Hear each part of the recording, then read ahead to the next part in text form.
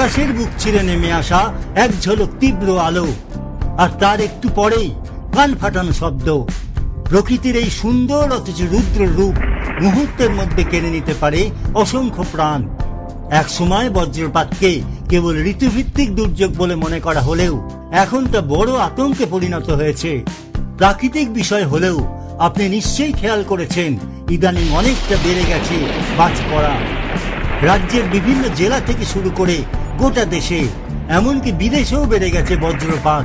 কেন এমনটা হচ্ছে, খোঁজ খবরের আজকের ভিডিওতে আমাদের আলোকপাত তা নিয়েই। বজ্রপাতের বেড়ে চলার জন্য বাতাসে দূষণ, ধূলিকণার পরিমাণ এবং সেই সঙ্গে তাপমাত্রা বেড়ে যাওয়াকেই দায়ী করছেন বিজ্ঞানীরা। আকাশের এই ভয়ঙ্কর বাজ পড়া এখন আর কোনো নির্দিষ্ট মৌসুমে সীমাবদ্ধ নেই।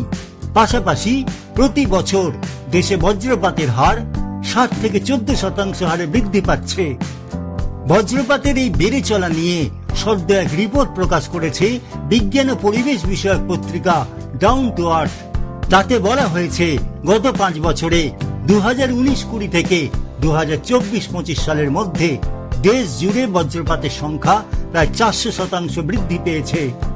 গবেষণায় দেখা গেছে বায়ুমণ্ডলের তাপমাত্রা প্রতি 1 ডিগ্রি সেলসিয়াস বৃদ্ধির জন্য বজ্রপাতের সম্ভাবনা 8 থেকে 10% বেড়ে যায়।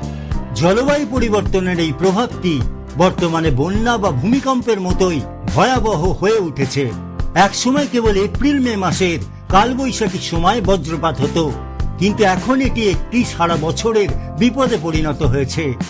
বিশ্ব আবহাওয়া সংস্থা বা WMOর state of the global climate 2023 report অনুযায়ী ঝড় ও বজ্রপাতজনিত ক্ষয়ক্ষতি বর্তমানে 62% পর্যন্ত বৃদ্ধি পেয়েছে।